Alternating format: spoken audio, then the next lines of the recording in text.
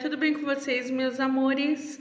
Olha a Proariana aqui de volta para mais uma aulinha de ciências. Então, vamos dar continuidade na nossa nova apostila.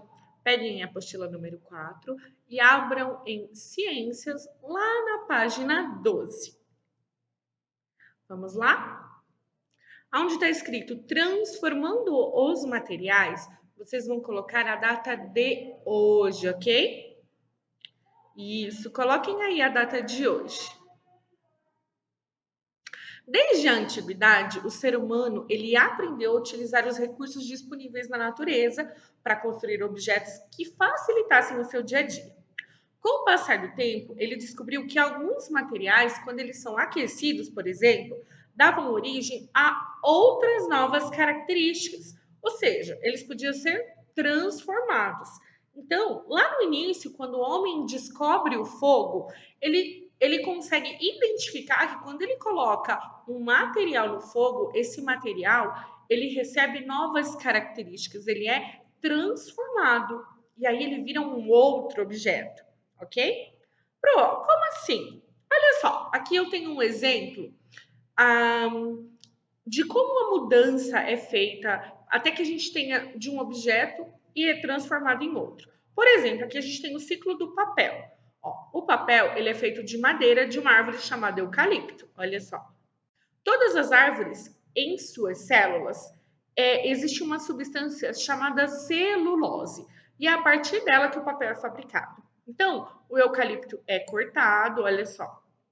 Ele é cortado, ele é transportado até as fábricas, onde a sua madeira é cortada, descascada, picada e em seguida transformado em folha. Então, olha só, esse aqui é o processo da fabricação do papel, ok? Então, a gente pega um elemento e transforma ele em outro elemento. A prof tinha dado o exemplo, por exemplo, com o fogo, mas aqui a gente tem um exemplo da indústria, por exemplo.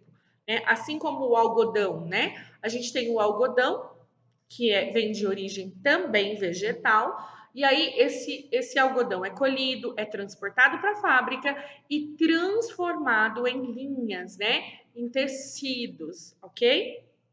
E aqui nós temos uma outra mudança. Ó. Os materiais de vidro, eles são formados da mesma matéria-prima, que se chama o dióxido de silício. Esse óxido, ele é encontrado na areia dos rios, das praias, dos desertos e é onde tem formações rochosas. Então, o vidro, olha só, ele vem da areia, ok? Então, quando a areia ela é envolvida com esse dióxido de silício e o fogo, ele é transformado em vidro, ok? Então, muitos materiais, muitos objetos, eles podem ser transformados em outro. Ficou curioso? Se você quiser saber mais a respeito de onde vem o vidro, existe um canal no YouTube que se chama De Onde Vem. E lá tem um vídeo chamado De Onde Vem o Vidro? E aí você vai ver e vai conhecer como que é a transformação da areia em vidro. Ela se transformando em prato, em copo. É muito legal. Se ficou curioso, acompanha lá, tá bom? Ali na página 13 tá lá, conectando com história. A arqueologia é o estudo das sociedades humanas antigas ou recentes por meio da análise de vestígios de materiais deixados pelos povos que já desapareceram. Então, o que um arqueólogo faz? Um arqueólogo, ele geralmente encontra objetos antigos e ele vai identificar as características do povo que viveu em determinada época. Então, os objetos de cerâmicas, por exemplo, eles sempre estiveram entre os achados dos arqueólogos. E eles nos contam muitas coisas sobre os hábitos antigos. Os vasos de cerâmicas gregos, por exemplo, eles eram produzidos para armazenar azeite e cereais. E na sua superfície em volta eram pintadas cenas do cotidiano desse povo. Então, essas informações, elas são muito importantes para reconstruir a história dessa civilização. Então, os arqueólogos, quando eles encontram objetos antigos, e cada povo tinha uma maneira de produzir esses objetos ou de desenhar neles. E por meio desses desenhos, das formas que eles eram construídos, a gente consegue identificar os hábitos e a história desse povo. No Brasil, no nosso país, há registros pré-históricos da produção de cerâmica, como na cultura marajoara, que fica na ilha do Marajó, no Pará. Então, lá eles fabricam, eles têm o modo do povo deles de fabricar a cerâmica. Então, a cerâmica que eles fabricam conta um pouco da história daquele povo, né? Então, lá as cerâmicas têm vários formatos, tem uma diversidade de formas de decoração, muito rico, tá bom? Então, quando a gente fala de um objeto feito por algum povo, aquele objeto vai falar muito a respeito da cultura daquele povo também. Olha só, o fogo, ele é um agente de transformação. Materiais como a areia, a argila, quando exposto ao fogo, é transformado em um novo material. Por exemplo, a argila e o fogo é transformada em cerâmica. A areia e o fogo, ela é transformada em vidro. É claro que existem alguns elementos, como o dióxido, né, no caso do vidro, ele também necessita de alguns elementos para que seja transformado, mas por meio do fogo, muitos objetos são transformados, ok? Hora da leitura. Primórdios do vidro. A descoberta do vidro ela aconteceu por acaso, quando os mercadores fenícios fizeram uma fogueira e eles se depararam com uma formação de um material transparente. Isso aconteceu mais ou menos 5.000 anos antes de Cristo. Isso aconteceu devido à combinação do fogo e de blocos de nitratos de sódio, que era usado como base nas panelas daquela época, e a areia da praia. A reação desses elementos deu origem a uma superfície transparente, que até então ninguém conhecia. Um dos primeiros saltos evolutivos na produção de vidro veio por volta de 100 anos já antes de Cristo, ainda, né, antes de Cristo, através dos romanos, que já utilizavam as técnicas de sopro para confeccionar as suas janelas em moldes. Perdão. A relevância dos vidros, ela pode ser medida historicamente pelas taxas e impostos que eram cobrados dos vidreiros pelo imperador Constantino, em cerca de 300 anos depois de Cristo. Então, naquela época, né, quando os romanos aprenderam a utilizar, fazer o vidro, promover o vidro por meio do sopro, naquela época foi uma grande evolução para o vidro, né? A partir dali, as pessoas tiveram mais acesso ao vidro, né? Mas por muitos e muitos anos, nem todos tinham acesso, porque era caro. Então, a partir de muito tempo, o vidro foi sendo desenvolvido de maneira, né, maior e as pessoas tendo mais acesso. Porque antigamente, nem todas as pessoas tinham vidro em casa, na época dos romanos, por exemplo. Somente as pessoas com posses, as pessoas ricas, por exemplo. Agora, ali na página 14, a gente vai fazer as atividades, ok? De acordo com tudo que nós já estudamos aí nessa apostila, beleza? Então, na letrinha A diz assim: com a ajuda de um dicionário, descubra o significado da palavra primórdio. Você tem um dicionário em casa? Ah, mas toda casa deve ter um dicionário.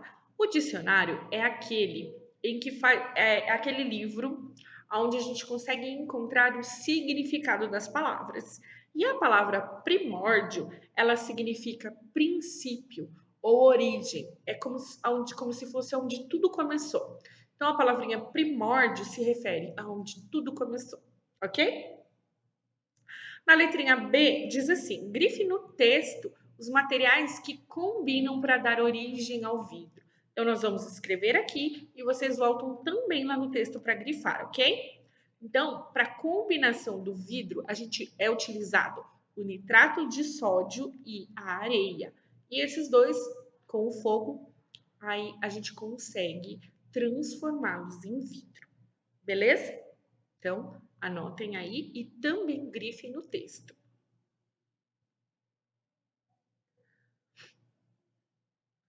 Já na letrinha C, diz o seguinte: que propriedades dos materiais é citadas no texto? Quais são as propriedades do material? Exatamente. A mistura do nitrato de sódio, da areia e do fogo fala-se de uma propriedade nova, que é a transparência.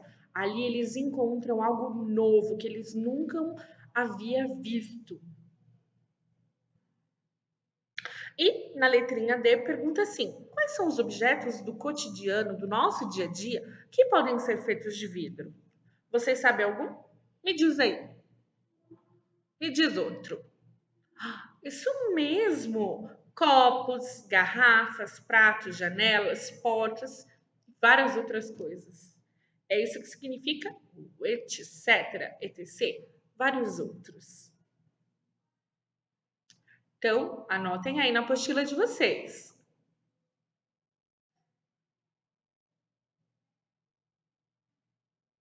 Prontinho? Já na página 15, nós vamos realizar as atividades relacionadas a esta unidade. Vamos lá? Então, use o que você aprendeu. Exercício número 1. Se você fosse fabricar uma panela, qual dos materiais citados a seguir seria o mais indicado? Qual seria? Você usaria a madeira, o alumínio, o papel ou o plástico? Circula. Se você fosse fazer uma panela, qual é? Exatamente. Nós usaríamos o alumínio. Tá, mas por que o alumínio é o mais indicado para produzir uma panela? Isso, o alumínio, ele é resistente ao fogo e é impermeável. O que que isso significa? Significa que se eu coloco água, ela não escorre, ok? Ótimo. Então, anotem aí.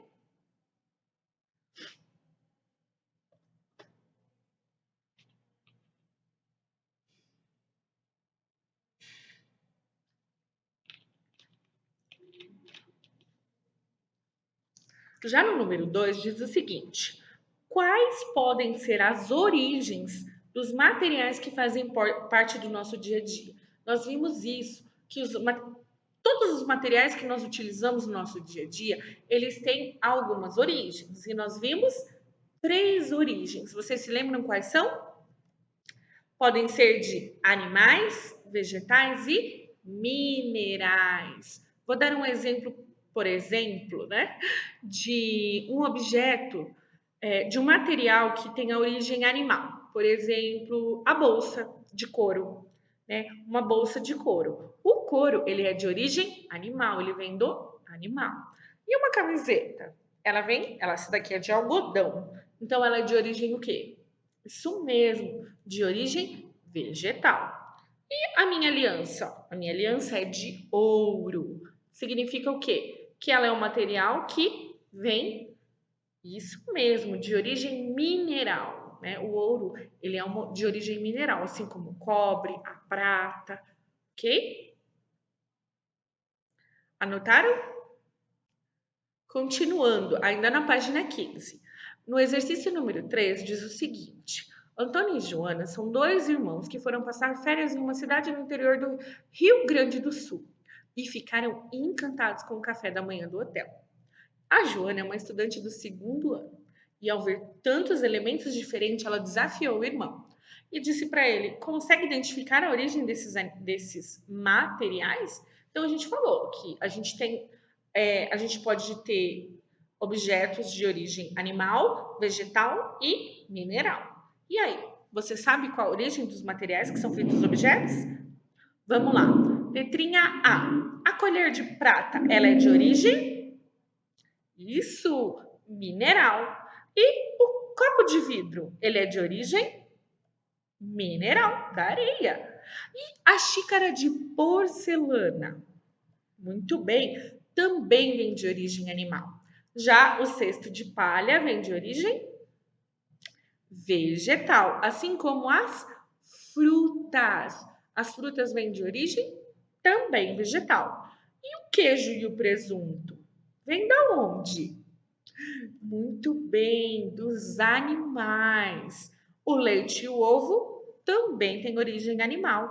E o mel também é fabricado por quem? Por animal.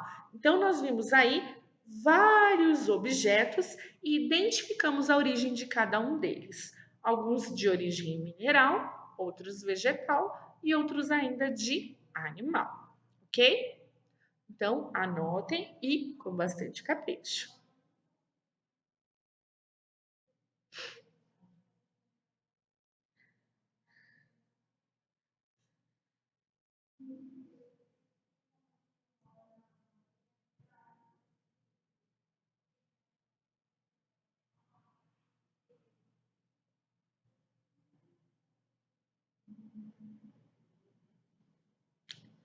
Prontinho?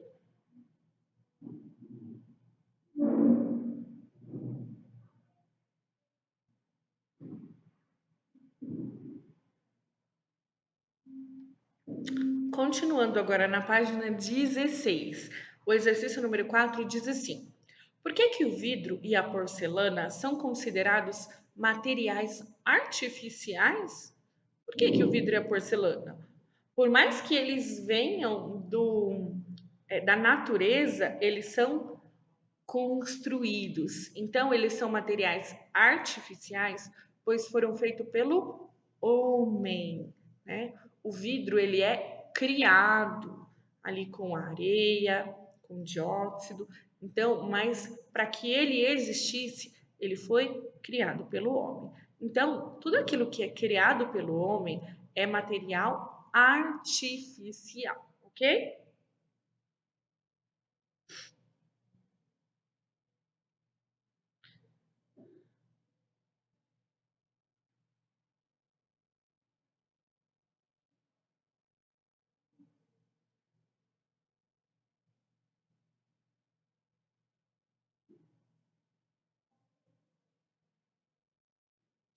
No exercício número 5 diz assim: diferencie o recurso natural renovável do não renovável. Por exemplo, qual é a diferença do recurso natural renovável e do não renovável? Vocês sabem me dizer? O recurso natural renovável é quando a natureza repõe, como o alimento, por exemplo. Né? Se eu pego uma casca de banana e eu jogo ela numa floresta, né? Ela vai virar o quê? Um adubo, né? Esses restos de alimentos. A própria natureza vai se encarregar de repor. Por exemplo, a gente viu na aula passada de ciências, quando a gente utiliza o calor do sol para gerar energia, no dia seguinte ainda não vai continuar tendo o calor do sol? Então, a natureza acaba repondo. Então, são recursos naturais renováveis, que se renovam. Agora, já os não renováveis, eles demoram ou eles nunca é reposto na natureza, como é o caso do petróleo, ok? O petróleo, ele não é um recurso natural renovável. Ele não se renova na natureza, ok? Ou se demora muitos e muitos anos. Então, anotem aí com bastante capricho.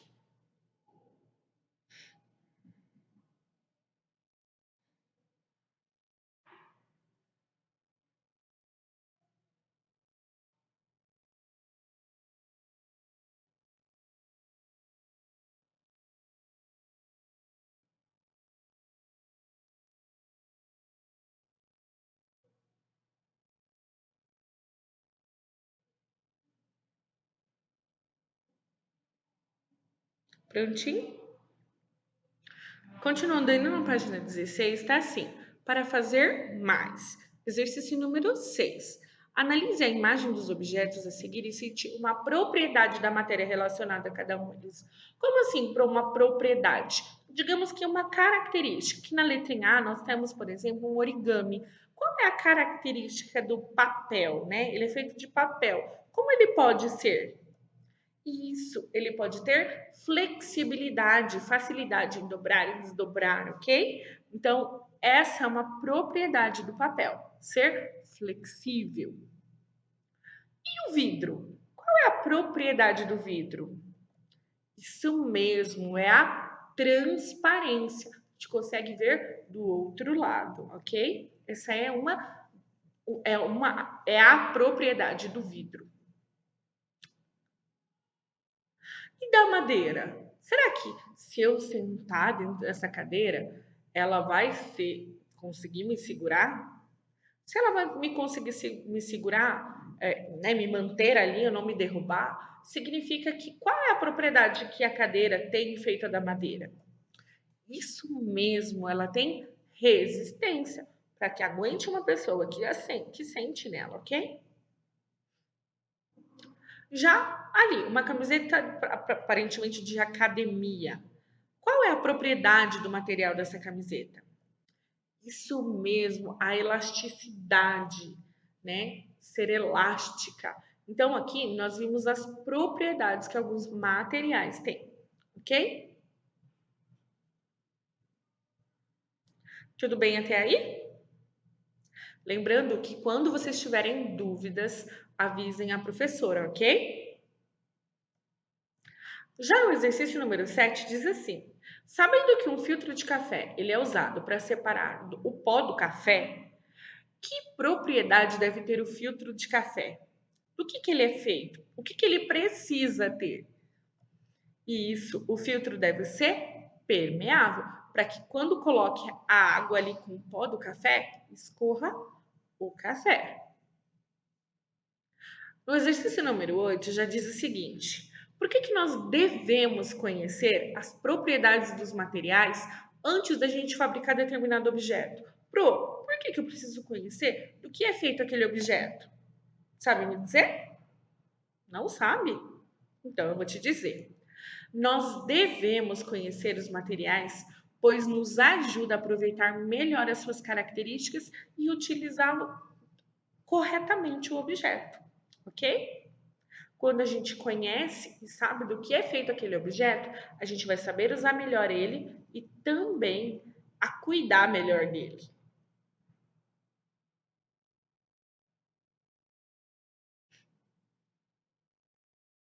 Escrevam aí na apostila de vocês.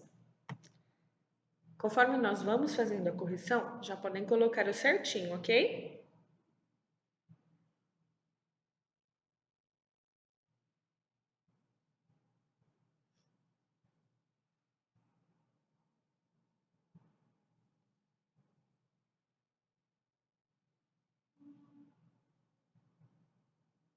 O exercício número 9 diz o seguinte: em alguns materiais que sofrem alteração e adquirem novas características, a gente pode observar que acontecem algumas mudanças. Quais são essas mudanças? Quais novas características podem ser observadas num objeto quando acontece uma mudança? O que pode mudar num objeto?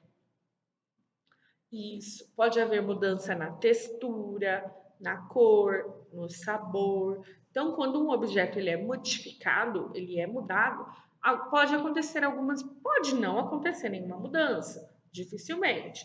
Mas também pode acontecer mudanças na textura, na forma de como ele é, na cor, no sabor, ok?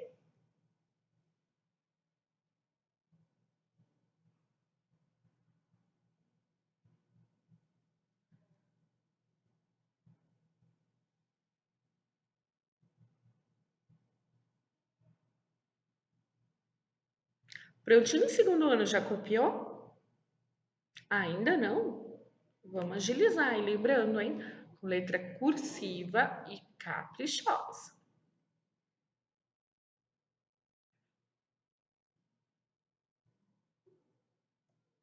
Gente, a página 17 é um desafio. E vocês vão postar esse desafio lá na plataforma de interação no site do colégio. Que desafio é esse? Presta atenção. Nas festas juninas é muito comum ver as pessoas vestidas com camiseta xadrez, calça, cinto de fivela, bota, chapéu. Quais são os materiais que são indicados para fabricar cada um desses itens? Então vocês vão colocar a camisa xadrez é feita do quê? A calça é feita do quê? O cinto é feito do quê? A fivela, a bota, o chapéu. Vocês podem escrever aqui, ó, em cada linha. E na frente, quais são os materiais indicados para construir cada um desses itens. Combinado? Aí vocês vão tirar uma foto.